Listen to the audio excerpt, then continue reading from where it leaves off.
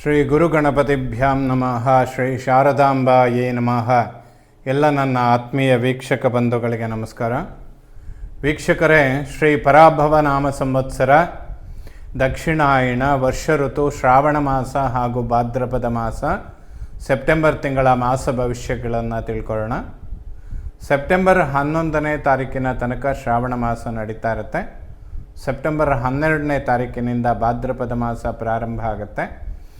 ಭಾದ್ರಪದ ಮಾಸದಲ್ಲಿ ಬರುವಂತಹ ಒಂದು ಪರ್ವಕಾಲ ಅಂತ ಹೇಳಿದರೆ ಸೆಪ್ಟೆಂಬರ್ 14ನೇ ತಾರೀಕು ಸ್ವರ್ಣಗೌರಿ ವ್ರತ ಹಾಗೂ ವರಸಿದ್ಧಿ ವಿನಾಯಕ ವ್ರತಾಚರಣೆ ಮಾಡುವಂತಹ ದಿನ. ವರ್ಷ ಪೂರ್ತಿ ನೀವು ಮಾಡುವಂತಹ ಎಲ್ಲ ಕೆಲಸಗಳಲ್ಲಿ ಯಾವುದೇ ವಿಘ್ನಗಳು ಬರದೇ ಇರಲಿ ಅಂಥೇಳಿ ವಿಘ್ನಗಳನ್ನು ನಿವಾರಣೆ ಮಾಡುವಂಥ ವಿಘ್ನ ವಿನಾಯಕನ ಆರಾಧನೆ ಮಾಡುವಂಥದ್ದು ಹಾಗೂ ಸುಮಂಗಲ್ಯರೆಲ್ಲರೂ ಕೂಡ ದೀರ್ಘಕಾಲ ಸೌಮಂಗಲ್ಯ ಪ್ರಾಪ್ತಿಯಾಗಲಿ ಅಂಥೇಳಿ ಸ್ವರ್ಣಗೌರಿ ವ್ರತಾಚರಣೆ ಮಾಡುವಂಥದ್ದು, ವರಸಿದ್ಧಿ ವಿನಾಯಕನ ವ್ರತಾಚರಣೆ, ಇದೆರಡೂ ಕೂಡ ಒಂದು ಪರ್ವಕಾಲ ಅಂತಲೇ ಹೇಳ್ಬೋದು. ಎಲ್ಲ ಆಸ್ತಿಕರು ಕೂಡ ಆ ಭಗವಂತನ ಆರಾಧನೆಯನ್ನು ಮಾಡಿ ದೈವ ಕೃಪೆಗೆ ಪಾತ್ರರಾಗಿ ಅಂತ ಹೇಳ್ತಾ, ಸೆಪ್ಟೆಂಬರ್ 27ನೇ ತಾರೀಕಿನಿಂದ ಮಹಾಲಯ ಪಕ್ಷ ಆರಂಭ ಆಗುವಂಥದ್ದು. ಪಿತೃಗಳಿಗೆ ಶ್ರಾದ್ದ ಮತ್ತು ತರ್ಪಣಗಳನ್ನು ಕೊಡುವಂತಹ ಸಮಯ. ಯಾವುದೇ ಪಿತೃದೋಷಗಳಿದ್ದರೆ ಶ್ರದ್ಧೆಯಿಂದ ಈ ಶ್ರಾದ್ದ ಮತ್ತು ತರ್ಪಣಗಳನ್ನು ಕೊಡೋದ್ರಿಂದ ಆ ದೋಷಗಳನ್ನು ಪರಿಹಾರ ಮಾಡಿಕೊಳ್ಳೋದಕ್ಕೂ ಕುಲವನ್ನು ಉನ್ನತಿ ಮಾಡಿಕೊಳ್ಳೋದಕ್ಕೂ ಸಾಧ್ಯವಾಗುತ್ತೆ. ಸೊ ಇಂತಹ ಪರ್ವಕಾಲಗಳನ್ನು ಆಚರಣೆ ಮಾಡೋದು ಖಂಡಿತ ಶುಭ ಫಲಗಳನ್ನು ಕೊಡುವಂಥದ್ದು. ಇನ್ನು ಈ ಸೆಪ್ಟೆಂಬರ್ ತಿಂಗಳಲ್ಲಿ ಬದಲಾಗುವಂತಹ ಗ್ರಹಗಳನ್ನು ನೋಡೋದಾದರೆ 2ನೇ ತಾರೀಕು ಶುಕ್ರ ತುಲಾ ರಾಶಿಯಾದಂತಹ ತನ್ನ ಸ್ವಕ್ಷೇತ್ರಕ್ಕೆ ಬರ್ತಾನೆ. 7ನೇ ತಾರೀಕು ಬುಧನು ಕೂಡ ಕನ್ಯಾ ರಾಶಿಗೆ ಬರ್ತಾನೆ, ಅದು ಅವನಿಗೆ ಉಚ್ಚ ಕ್ಷೇತ್ರವಾಗಿರುತ್ತೆ. 17ನೇ ತಾರೀಕು ಸೂರ್ಯನು ಕೂಡ ಕನ್ಯಾ ರಾಶಿಯನ್ನು ಪ್ರವೇಶ ಮಾಡ್ತಾನೆ. ಸೆಪ್ಟೆಂಬರ್ 17ರಿಂದ ಬುಧಾದಿತ್ಯ ಯೋಗ ಅನ್ನುವಂಥದ್ದು ನಡೆಯುತ್ತೆ. ಸೆಪ್ಟೆಂಬರ್ 18ನೇ ತಾರೀಕು ಕುಜ ಕರ್ಕಾಟಕ ರಾಶಿಯನ್ನು ಪ್ರವೇಶ ಮಾಡ್ತಾನೆ, ಅದು ಅವನಿಗೆ ನೀಚ ಕ್ಷೇತ್ರ. ಆದರೂ ಕೂಡ ಆ ರಾಶಿಯಲ್ಲಿ ಗುರು ಉಚ್ಚನಾಗೋದ್ರಿಂದ ಒಂದು ನೀಚಭಂಗ ರಾಜಯೋಗ ಅನ್ನುವಂಥದ್ದು ಸೃಷ್ಟಿಯಾಗುತ್ತೆ. ಇನ್ನು ಸೆಪ್ಟೆಂಬರ್ 26ನೇ ತಾರೀಕು ಬುಧ ಮತ್ತೊಮ್ಮೆ ಕನ್ಯಾ ರಾಶಿಯಿಂದ ತುಲಾ ರಾಶಿಯನ್ನು ಪ್ರವೇಶ ಮಾಡ್ತಾನೆ. ಇದಿಷ್ಟು ಸೆಪ್ಟೆಂಬರ್ ತಿಂಗಳಲ್ಲಿ ಬದಲಾಗುವಂತಹ ಗ್ರಹಗಳ ವಿವರ. ಇನ್ನು ಈ ಬದಲಾಗುವಂತಹ ಎಲ್ಲ ಗ್ರಹಗಳಿಂದ ಸೆಪ್ಟೆಂಬರ್ ತಿಂಗಳಲ್ಲಿ ಮೀನರಾಶಿಯವರ ಮಾಸ ಭವಿಷ್ಯ ಹೇಗಿರುತ್ತೆ ಅಂತ ತಿಳ್ಕೊಳ್ಳೋಣ. ಮೀನರಾಶಿಯವರಿಗೆ ಗುರುಬಲ ಅನ್ನುವಂಥದ್ದು ನಡೀತಾ ಇದೆ. ಖಂಡಿತ ಇದು ಶುಭ ಫಲಗಳನ್ನು ಕೊಡುತ್ತೆ.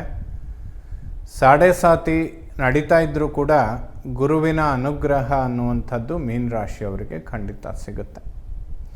ಅದೇನೇ ಇದ್ದರೂ ಕೂಡ ಮೀನರಾಶಿಯವರು ಈಶ್ವರ ಮತ್ತು ಆಂಜನೇಯನ ಆರಾಧನೆ ಇನ್ನೊಂದು 3 ವರ್ಷಗಳ ಕಾಲ ಸಿಂಪಲಾಗಿ ಮಾಡ್ಕೊಂಬಂದರೂ ಕೂಡ ಅನುಕೂಲಗಳನ್ನು ಕಾಣ್ತೀರಾ, ಅಥವಾ ತೊಂದರೆಗಳನ್ನು ಕಡಿಮೆ ಮಾಡ್ಕೊಳ್ಳೋದಕ್ಕೆ ಸಾಧ್ಯ ಆಗುತ್ತೆ. ಖಂಡಿತ ಮಾಡಿ.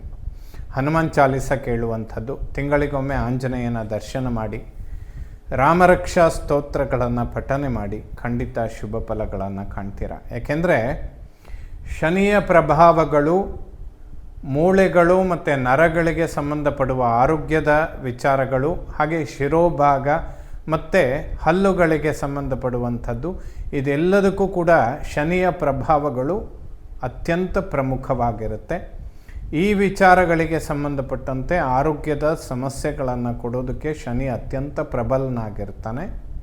ಹಾಗೆ ತಾಯಿಗೂ ಕೂಡ ಆರೋಗ್ಯಕ್ಕೆ ಸಂಬಂಧಪಡುವಂಥದ್ದು, ಅಂದರೆ ಮೂಳೆಗಳು ಮತ್ತು ನರಗಳಿಗೆ ಸಂಬಂಧಪಡುವಂತೆ ಜಾಯಿಂಟ್ ಪೇನ್ಗಳು ಬರೋದಕ್ಕೆ, ಇದೆಲ್ಲದಕ್ಕೂ ಕೂಡ ಸಾಡೆ ಸಾತಿಯ ಪ್ರಭಾವಗಳು ಹೆಚ್ಚಾಗಿರುತ್ತೆ. ಇನ್ನು ಈ ಸಾಡೆ ಸಾತಿನಿಂದ ಬರುವಂಥದ್ದು ಅಂತ ಹೇಳಿದರೆ ವಿವಾಹ ವಿಳಂಬ ಆಗುವಂಥದ್ದು ಮತ್ತು ದಂಪತಿಗಳ ನಡುವೆ ವೈಮನಸ್ಯಗಳು ಉಂಟಾಗುವಂಥದ್ದು, ಇದೆಲ್ಲದಕ್ಕೂ ಕೂಡ ಸಾಡೆ ಸಾತಿಯ ಪ್ರಭಾವಗಳು ಉಂಟು. ಇದೆಲ್ಲ ಇನ್ನೊಂದು 3 ವರ್ಷಗಳ ಕಾಲ ಕಂಟಿನ್ಯೂಟಿ ಇರುವಂಥದ್ದು. ಹಾಗಾಗಿ ಈಗಿಂದ ಸಣ್ಣ ಪ್ರಮಾಣದಲ್ಲಿ ತಿಂಗಳಿಗೊಮ್ಮೆ ಈಶ್ವರನ ದರ್ಶನ ಮಾಡುವಂಥದ್ದು, ನಿತ್ಯ ರಾಮರಕ್ಷಾ ಸ್ತೋತ್ರಗಳನ್ನು ಪಠನೆ ಮಾಡುವಂಥದ್ದು, ಹನುಮಾನ್ ಚಾಲೀಸ ಕೇಳುವಂಥದ್ದು, ಇದು ಬಹಳ ಒಂದು ಉತ್ತಮವಾದಂತಹ ಪರಿಹಾರ. ನವಂಬರ್ ತನಕ ಗುರುಬಲ ಇರುತ್ತೆ. ಸೊ ಈ ಸಮಯದಲ್ಲಿ ವಿವಾಹಗಳನ್ನು ನಿಶ್ಚಯ ಮಾಡಿಕೊಳ್ಳುವಂಥದ್ದು, ಸಂತಾನಗಳನ್ನು ಒಂದು ಪಡೆಯೋದಕ್ಕೆ ಒಂದು ಉತ್ತಮವಾದಂತಹ ಸಮಯ ಇದಾಗಿರುತ್ತೆ. ವಿದ್ಯಾಕ್ಷೇತ್ರದಲ್ಲಿ ಅಭಿವೃದ್ಧಿಯನ್ನು ಪಡೆಯೋದಕ್ಕೆ ಅನುಕೂಲಗಳು ಉಂಟಾಗುತ್ತೆ. ಉದ್ಯೋಗ ಕ್ಷೇತ್ರದಲ್ಲಿ ಪ್ರಮೋಷನ್ ಅಥವಾ ಬಡ್ತಿ ಅಥವಾ ಹೊಸ ಉದ್ಯೋಗಗಳನ್ನು ಪಡೆಯೋದಕ್ಕೆ ಇದು ಒಂದು ಒಳ್ಳೆಯ ಸಮಯ. ಹಾಗೆ ಭೂಮಿಗೆ ಸಂಬಂಧಪಡುವ ಯಾವುದೇ ವ್ಯವಹಾರಗಳಿದ್ದರೂ ಕೂಡ ಅನುಕೂಲಗಳನ್ನು ಪಡೆಯೋದಕ್ಕೆ ಸಾಧ್ಯವಾಗುತ್ತೆ. ಸೊ ಈ ಎಲ್ಲ ಕ್ಷೇತ್ರಗಳಿಗೆ ಸಂಬಂಧಪಟ್ಟಂತೆ ಗುರು ಅನುಗ್ರಹ ಮಾಡ್ತಾನೆ. ಇದಕ್ಕೆ ಸಂಬಂಧಪಡುವ ವಿಚಾರಗಳನ್ನು ಮುಂದುವರಿಸಿ ಈ ವಿಚಾರಗಳ ಬಗ್ಗೆ ಹೆಚ್ಚಿನ ಪ್ರಯತ್ನಗಳನ್ನು ಮಾಡಿ ಖಂಡಿತ ಶುಭ ಫಲಗಳನ್ನು ಕಾಣ್ತೀರ. ಕುಟುಂಬದಲ್ಲಿ ಸಾಮರಸ್ಯ ಮತ್ತು ಅನುಕೂಲಗಳನ್ನು ಖಂಡಿತವಾಗ್ಲೂ ಎಕ್ಸ್ಪೆಕ್ಟ್ ಮಾಡ್ಬೋದು. ಜೀರ್ಣಕ್ರಿಯೆ ಮತ್ತು ಡೈಜೆಷನ್ನಿಗೆ ಸಂಬಂಧಪಡುವಂಥ ಆರೋಗ್ಯದ ವ್ಯತ್ಯಾಸಗಳು ಉಂಟಾಗುತ್ತೆ, ಅದರ ಬಗ್ಗೆ ಗಮನ ಕೊಡಿ. ಲಕ್ಷ್ಮೀ ನರಸಿಂಹನ ದರ್ಶನ ಮಾಡಿದರೆ ತುಂಬ ಒಳ್ಳೆಯದು. ಲಕ್ಷ್ಮೀ ನರಸಿಂಹ ಕರಾವಲಂಬ ಸ್ತೋತ್ರಗಳನ್ನು ಪಠನೆ ಮಾಡಿದರೆ ಶುಭ ಫಲಗಳನ್ನು ಕಾಣ್ತೀರ. ಒಡ ಹುಟ್ಟುಗಳ ನಡುವೆ ಸಾಮರಸ್ಯ ಮತ್ತು ಬಾಂಧವ್ಯ ಚೆನ್ನಾಗಿರುತ್ತೆ, ಯಾವುದೇ ಸಮಸ್ಯೆಗಳಿಲ್ಲ.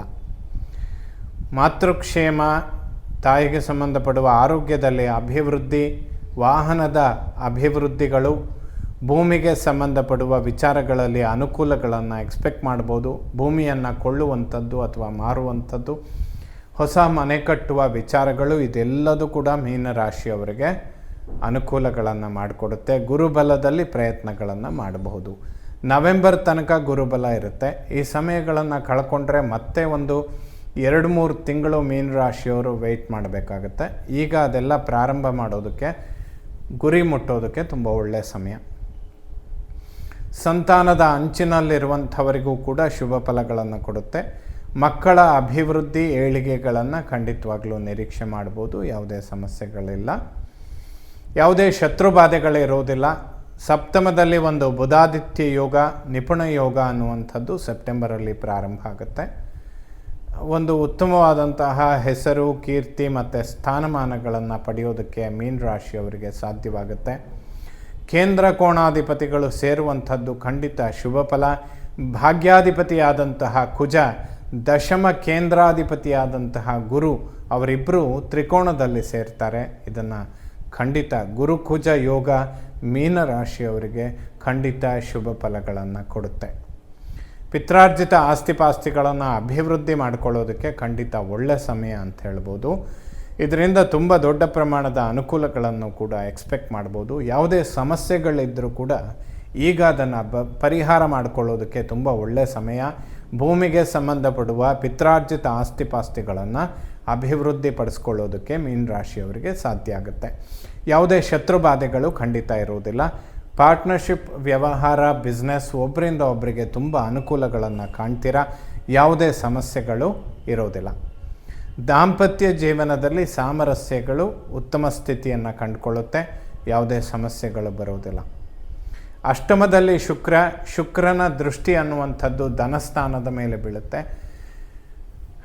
ಅನಿರೀಕ್ಷಿತ ಖರ್ಚುಗಳನ್ನು ಸ್ವಲ್ಪ ಕಡಿಮೆ ಮಾಡಿಕೊಳ್ಬೇಕು ಮೀನರಾಶಿಯವರು. ಇನ್ನು 1-1.5 ತಿಂಗಳು ನಿಮಗೆ ಗೊತ್ತಿಲ್ಲದೇ ಧನವ್ಯಯ ಆಗೋದಕ್ಕೆ ತುಂಬ ಅವಕಾಶಗಳಿದ್ದಾವೆ. ಇದನ್ನು ಹಿಡಿತ ಮಾಡಿದರೆ ಖಂಡಿತ ಒಳ್ಳೆಯದು.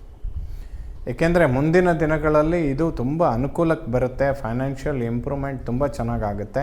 ಈ 1 ಮಾಸಗಳ ಕಾಲ ಅನಿರೀಕ್ಷಿತ ಖರ್ಚುಗಳನ್ನು ಕಡಿಮೆ ಮಾಡಿದರೆ ಮೀನರಾಶಿಯವರಿಗೆ ತುಂಬ ಒಳ್ಳೆಯದಾಗುತ್ತೆ. ಇದನ್ನು ಖಂಡಿತ ಅವಾಯ್ಡ್ ಮಾಡ್ಕೊಳ್ಳಿ. ಪಿತೃಕ್ಷೇಮ, ಪಿತ್ರಾರ್ಜಿತ ಆಸ್ತಿಪಾಸ್ತಿಗಳು ಅಭಿವೃದ್ಧಿಯನ್ನು ಕೊಡುತ್ತೆ, ಯಾವುದೇ ಸಮಸ್ಯೆಗಳಿಲ್ಲ. ಪಿತೃವಿನ ಒಂದು ಅನುಗ್ರಹ, ಆಶೀರ್ವಾದವನ್ನು ಕೂಡ ಪಡ್ಕೊಳ್ಬೋದು. ಕರ್ಮ, ಉದ್ಯೋಗ ಕ್ಷೇತ್ರದಲ್ಲಿ ಬಡ್ತಿ, ಪ್ರಮೋಷನ್ಗಳನ್ನು ಎಕ್ಸ್ಪೆಕ್ಟ್ ಮಾಡ್ಬೋದು. ಫೈನಾನ್ಷಿಯಲ್ ಇಂಪ್ರೂವ್ಮೆಂಟ್ಗಳು ಖಂಡಿತವಾಗ್ಲೂ ಆಗುತ್ತೆ. ಯಾವುದೇ ಹೊಸ ಉದ್ಯೋಗಗಳು ಸಿಗುವಂಥದ್ದಿದ್ದರೆ ಅಥವಾ ಈ ಸಮಯದಲ್ಲಿ ಯಾವುದೇ ಆಪರ್ಚುನಿಟಿಗಳು ಬಂದರೆ ಖಂಡಿತ ಬಿಡಬೇಡಿ. ಮೀನರಾಶಿಯವರು ಮುಂದುವರಿಸಿದ್ರೆ ಖಂಡಿತ ಅನುಕೂಲ ಆಗುತ್ತೆ. ಫೈನಾನ್ಷಿಯಲ್ ಇಂಪ್ರೂವ್ಮೆಂಟ್ ಖಂಡಿತ ಕಾಣ್ತೀರಾ ಮೀನರಾಶಿಯವರು. ಲಾಭಸ್ಥಾನಾಧಿಪತಿ ಶನಿ ಜನ್ಮದಲ್ಲಿದ್ದಾನೆ 7.5 ರೂಪದಲ್ಲಿ. ಪರಿಶ್ರಮ ಜಾಸ್ತಿ ಇರುತ್ತೆ, ಪ್ರತಿಫಲ ಕಡಿಮೆ ಇರುತ್ತೆ. ಬಟ್ ಅದು ಈ ಸಮಯದಲ್ಲಿ ನಿರೀಕ್ಷೆಗೂ ಮೀರಿದ ಕೆಲವು ಅನುಕೂಲಗಳನ್ನು ಮಾಡಿಕೊಡೋದಕ್ಕೆ ಗುರು ಮತ್ತು ಕುಜನ ಒಂದು ಯುತಿ ತುಂಬ ಉತ್ತಮ ಸ್ಥಾನದಲ್ಲಿದೆ. ಗುರು ಕುಜ ಯೋಗ 5ನೇ ಮನೆಯಲ್ಲಾಗುವಂಥದ್ದು ಕೇಂದ್ರ ಕೋಣಾಧಿಪತಿಗಳು ಸೇರುವಂಥದ್ದು, ಅದರಲ್ಲಿ ನೀಚಭಂಗ ರಾಜಯೋಗ ಸೃಷ್ಟಿಯಾಗುವಂಥದ್ದು, ಗುರುಕುಜ ಯೋಗ, ಬುಧಾದಿತ್ಯ ಯೋಗ, ಇದೆಲ್ಲದೂ ಕೂಡ ಮೀನರಾಶಿಯವರಿಗೆ ಇನ್ನೊಂದು 2 ತಿಂಗಳ ಕಾಲ ದೊಡ್ಡ ಪ್ರಮಾಣದ ಅಭಿವೃದ್ಧಿಗಳು ಮತ್ತು ಇಂಕ್ರಿಮೆಂಟನ್ನು ಖಂಡಿತ ಕೊಡುತ್ತೆ. ಪ್ರಯತ್ನ ಮಾಡಿ ಸಕ್ಸಸ್ಸನ್ನು ಕಾಣ್ತೀರ, ಖಂಡಿತ ಹುಸಿಯಾಗೋದಿಲ್ಲ. ಇನ್ನು ವ್ಯಯದಲ್ಲಿ ರಾಹು, ಅವನ ಮೇಲೆ ಕುಜನ ದೃಷ್ಟಿ ಬೀಳುತ್ತೆ. ಸುಬ್ರಹ್ಮಣ್ಯನಿಗೆ ಸಂಬಂಧಪಡುವ ಯಾವುದಾದ್ರೂ ಪುಣ್ಯಕ್ಷೇತ್ರದ ದರ್ಶನ ಮಾಡಿ, ಇದು ದೊಡ್ಡ ಪ್ರತಿಫಲವನ್ನು ಕೊಡುತ್ತೆ. ಅನಿವಾರ್ಯ ಕೂಡ ಮೀನರಾಶಿಯವರಿಗೆ. ಇನ್ನೊಂದು 2 ತಿಂಗಳು ಕುಜ ನೀಚ ಕ್ಷೇತ್ರದಲ್ಲಿದ್ದಾನೆ. ಆದರೆ ಗುರುಕುಜ ಯೋಗ ಒಂದು ಅದ್ಭುತವಾದ ರಾಜಯೋಗವನ್ನು ಸೃಷ್ಟಿ ಮಾಡುತ್ತೆ. ಸುಬ್ರಹ್ಮಣ್ಯನ ದರ್ಶನ ಮಾಡಿದರೆ ಇನ್ನೂ ಹೆಚ್ಚಿನ ಅನುಕೂಲಗಳನ್ನು ಆ ಒಂದು ಯೋಗ ಕೊಡೋದಕ್ಕೆ ಸಾಧ್ಯವಾಗುತ್ತೆ. ಸೊ ಮೀನರಾಶಿಯವರಿಗೆ 7.5 ಮಧ್ಯಭಾಗದಲ್ಲಿದ್ದೀರಾ. ಇನ್ನು 3.5 ವರ್ಷಗಳ ಕಾಲ 7.5 ನಡೆಯುತ್ತೆ. ಅದರಲ್ಲಿ ಮಧ್ಯದಲ್ಲಿ ಒಂದು 3-4 ತಿಂಗಳು ಬಂದು ಹೋಗುವಂತಹ ಒಂದು ಉತ್ತಮವಾದ ಸಮಯಗಳು ಇದಾಗಿರುತ್ತೆ. ಈ ಸಮಯದಲ್ಲಿ ಖಂಡಿತ ಪ್ರಯತ್ನ ಮಾಡಿ. ಮುಂದಿನ ದಿನಗಳಿಗೆ ಇದು ಒಂದು ಫೌಂಡೇಶನ್ ರೀತಿ ಕೆಲಸ ಮಾಡುತ್ತೆ, ಖಂಡಿತ ಅನುಕೂಲಗಳನ್ನು ಕೊಡುತ್ತೆ. ಸೊ ಎಲ್ಲ ನವಗ್ರಹಗಳು ಕೂಡ ಮೀನರಾಶಿಯವರಿಗೆ ಶುಭ ಫಲಗಳನ್ನೇ ಕೊಡಲಿ. ಶ್ರೀ ಶಾರದಾ ಪರಮೇಶ್ವರಿಯ ಸಂಪೂರ್ಣ ಅನುಗ್ರಹ ಎಲ್ಲ ನನ್ನ ವೀಕ್ಷಕ ಬಂಧುಗಳ ಮೇಲಿರಲಿ. ಶುಭವಾಗಲಿ ವೀಕ್ಷಕ.